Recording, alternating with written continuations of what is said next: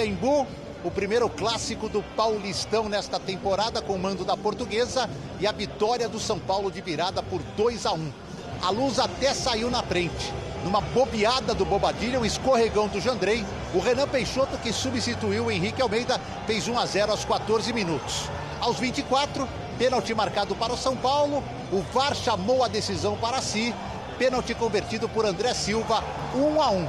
E já no segundo tempo, com pelo menos 2 titulares em campo, Caleri e Enzo Dias.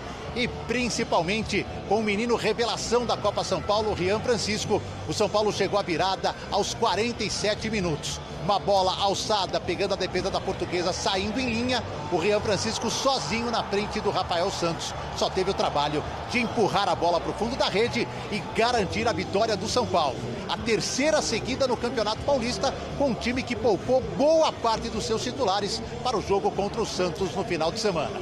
Com certeza o meu maior sonho, né, é ser campeão no profissional. Então seguir trabalhando muito, com os pezinhos no chão sempre. E o que está por vir, Deus está no controle. Minha maior inspiração eu tenho visto muito vídeo do Romário, né, que eu acho que é uma característica parecida, né. Claro, não chego nem perto do nível dele, que foi um cara extraordinário, mas dentro da área ali, um cara calmo que consegue fazer belas finalizações. Em 4 jogos, 3 triunfos, empate, estamos em período de preparação e de competência ao mesmo tempo. Então, haber comenzado así es bueno para nós. Tenemos que estar atentos en el mercado, ver si podemos incorporar buenos jugadores, más que cantidad, buenos jugadores. Y al mismo tiempo ir dándole lugar a algunos juveniles, ¿no? Es ver qué jugador podemos insertar al plantel profesional y en estos 2 meses o mes y pico, digo, al final de marzo, tener ya el plantel fechado, ¿no? Pero lo que yo no quiero es que fiquem em primeira e não tenham a oportunidade de jogar em sub-20. O São Paulo, como disse, volta a jogar na Vila Belmiro no próximo sábado às 20h30. Todos os titulares que foram poupados, além de Caleri e Enzo Dias, que entraram no decorrer do jogo desta noite, estarão à disposição do técnico Zubeldia, que conseguiu 3 pontos, mesmo poupando a maioria dos seus titulares. A Portuguesa, na lanterna do Campeonato Paulista, na zona de rebaixamento, sem nenhuma vitória, volta a jogar no sábado, à tarde, aqui mesmo no Pacaembu, contra o Botafogo de Ribeirão Preto, sem o Alex Silva, que tomou o 3º cartão amarelo. Uma última informação do São Paulo, que anunciou na quarta-feira a contratação de Cedric Soares, lateral direito. O jogador assinou por 90 dias, será avaliado pela comissão técnica e, se aprovado, assinará um novo contrato no final de abril até o término da temporada. Agora, o que eu vou elogiar o Rian Francisco o jogador da cavadinha, numa semifinal de copinha, em que o time está sendo eliminado diante da sua torcida, final de jogo, e depois quando empata para decidir o jogo, tudo.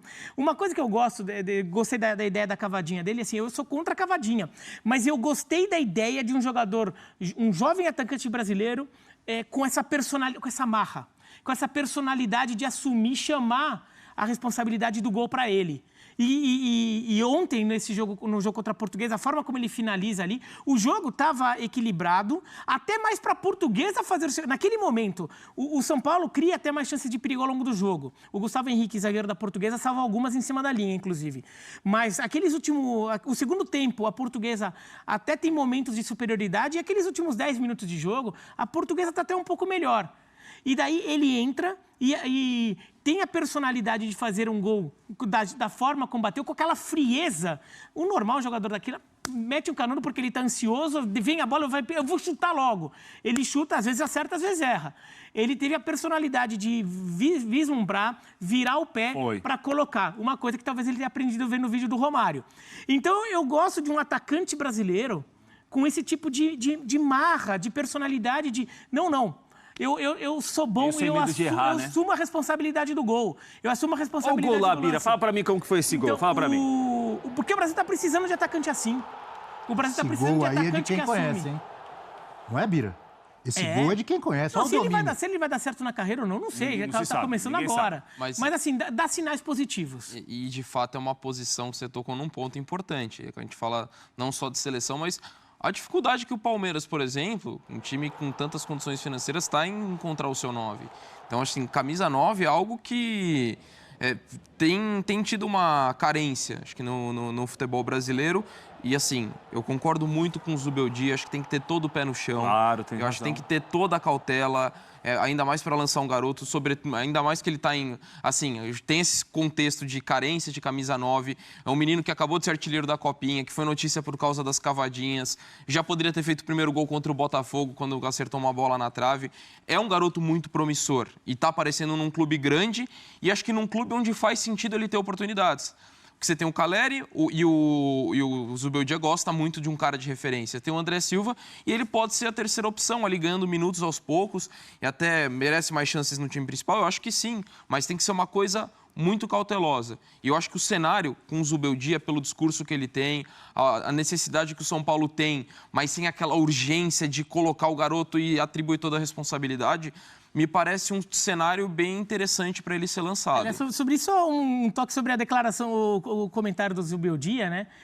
Que daí o público que às vezes não está muito acostumado com o espanhol da Argentina ou o futebolês da Argentina pode ter ficado com algum ruído lá, né? Que ele fala, primeira divisão é difícil. Primeira divisão em espanhol da Argentina é o profissional. É isso. Então, o sub-20 é a segunda divisão. É isso aí. Depois você vai descendo categoria terceira, quarta, quinta divisão. Entendeu? Então, quando ele fala primeira divisão é difícil, ele está querendo dizer, não é que time jogar cima, a né? Série A. Ele está falando, o time de cima é o time principal, é difícil. O time da Copinha é a segunda divisão. Isso. Jogar a Copinha foi a segunda divisão, porque é o time imediatamente abaixo. Nosso segundo quadro aqui, né, que a gente fala. Exatamente, então só para Ao mesmo tempo que tem um entusiasmo com o jovem jogador por exemplo, já tem gente perguntando, pô, será que pode fazer sombra para o Caleri e tal? Eu acho legal ter essa cautela do técnico, porque eu imagino que eles analisam a parte, não só a parte técnica. A parte técnica a gente está vendo que o menino tem potencial, mas o mental. Porque exatamente um garoto de 17, 18, 19 anos tem muita coisa acontecendo na cabeça, pode deslumbrar, o assédio vai aumentar muito mais. E ele tem que estar preparado para o momento bom, quando ele faz um gol maravilhoso de cavadinha ou um belo gol que garante uma vitória como ontem. E ele tem que estar preparado também para quando ele perder um gol, que mesmo sendo bom, vai perder. E vai cair o mundo em cima, e vão vir as críticas. Então, eu acho legal o técnico ter essa cautela, porque ele analisa, mentalmente, está preparado para tudo que vai vir? Para o assédio que vai vir, o dinheiro que vem, assim, de uma hora para outra, um dinheirão, e carros, e assédio, e noite. Ele tem que estar preparado, tem que ter uma base familiar, ajuda do clube, muitas vezes psicólogo, acompanhamento. Claro. Porque é muita coisa. E quem não teve 17, quem não sabe o que passa na cabeça de um garoto 17, 18 anos, tem que ir com calma. Mas se estiver pronto, põe para jogar.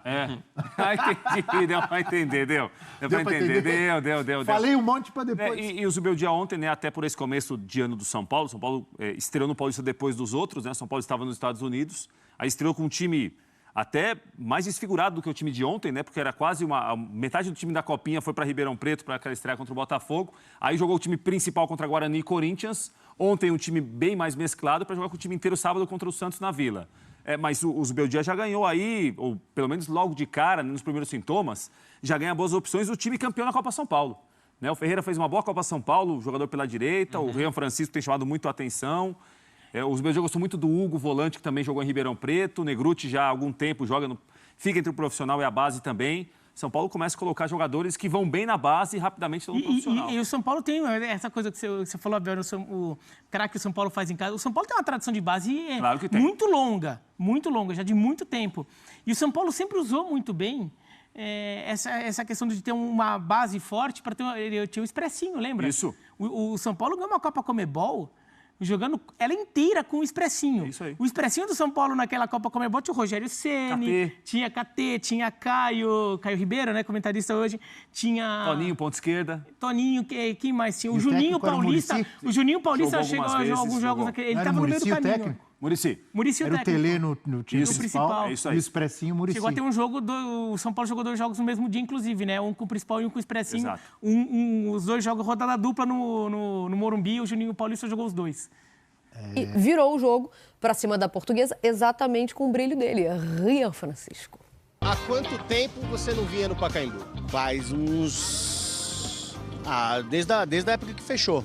A memória pode até falhar, mas o time profissional tá quase 6 anos sem jogar aqui. O São Paulo vence a primeira partida em casa com o comando de Fernando Diniz, faz 2-1 em cima do Fortaleza. Eu disse profissional, porque a lembrança dos garotos da base, essa tá fresquinha. A gente vê agora na Galpinha. Boas lembranças, então, dá pra trazer. Muitas, bastante. Ainda ser campeão, né? O trio de ataque sonhado pelo torcedor já é um efeito desse título. Caleli, Oscar e Ian Francisco. Se eu te contar que dessa galera que você citou aí, acho que só o Ian Francisco vai estar e ainda deve começar no banco. Hoje eu realizo um sonho meu e de toda a minha família. Já chegaremos aí. Porque depois de 2 jogos com os titulares, os reservas do São Paulo jogaram contra a Portuguesa. Eu me considero um treinador ordenado, um treinador que planifica. E é difícil, né? Complicado mesmo foi entender o passe do Bobadilha nos pés de Renan Peixoto para fazer 1-0. O jogo seguia sem muita emoção, até a bola tocar no braço do zagueiro da Luz.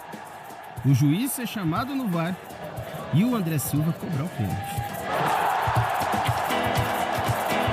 E no jogo do time alternativo do São Paulo, quem saiu do banco decidiu. Spoiler, hein? Não foi o Calé.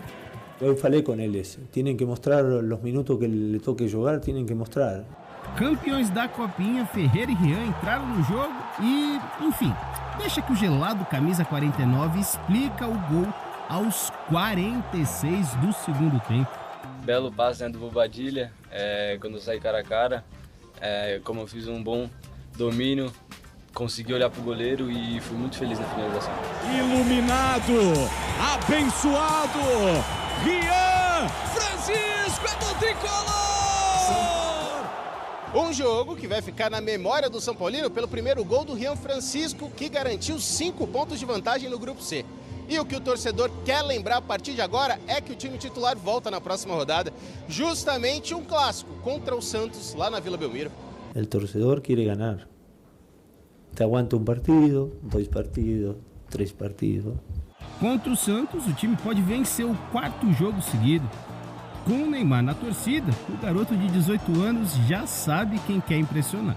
Amanhã, ver o que nós temos para fazer e seguir trabalhando, cara. Se Deus me dá essa oportunidade, com certeza eu vou agradecer demais. É o Pacaembu, sendo testemunha de mais uma história que só está começando. E assim como foi nessa noite para o Rian, o estádio também é palco para momentos que ficam para a eternidade. Até aqui, se inscreve no canal aí, deixa seu like para estar fortalecendo nosso canal de São Paulo aqui.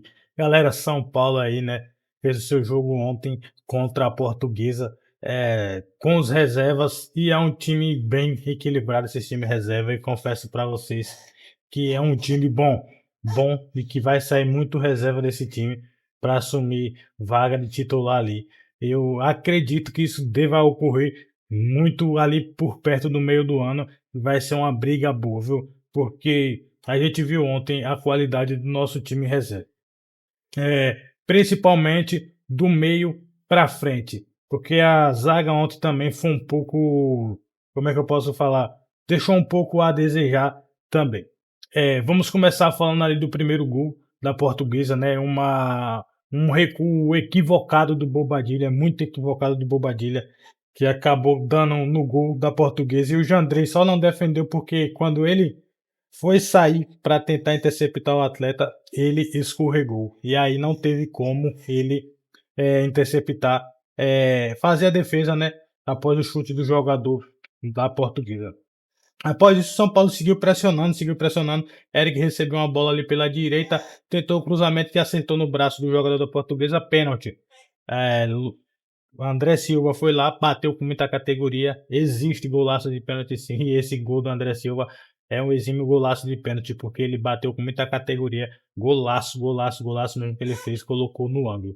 Após isso daí, o São Paulo começou a dominar o jogo ali, tomou poucos sustos. Eu assisti o jogo e eu vi isso, tomou poucos sustos ali. Marcos Antônio no meio ali, dominando tudo ali. Eu só não concordei com uma coisa. O Zubeldia entrou com 3 volantes e não colocou o Rodriguinho ou até o Matheus Alves. Matheus Alves é o garoto da base que eu venho falando para vocês, que é um meio campo excelente, de muita personalidade. Quando esse moleque entrar para jogar, vocês vão ver. Aí no segundo tempo, quando o jogo tava 1-1 ali, ele mudou, tirou Santiago Longo e colocou o Rodriguinho. Aí o São Paulo ficou com 2 volantes, que foi Bobadilha e Marcos Antônio, e Rodriguinho ali fazendo o meia armador ali. E aí o Rodriguinho começou a distribuir alguns passes, foi tanto que logo quando o Rodriguinho entrou, ele acertou um cruzamento para André Silva, que André Silva acabou perdendo, fez uma jogada pela linha de fundo também, que quase se deu em gol, que o jogador da Portuguesa tirou em cima da linha. E aí, nisso daí, o Zubeldia foi lá e fez outra substituição, onde colocou o Caleri, depois colocou o Rian Francisco e o Ferreira.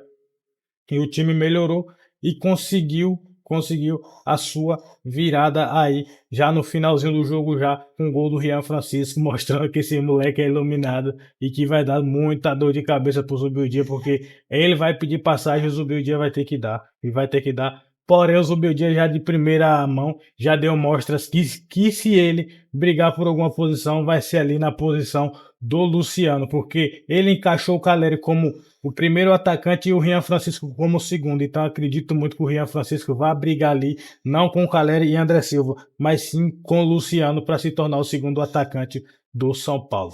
Galera, então é isso daí. Chegamos ao final de mais um vídeo aqui. Até a próxima. Valeu!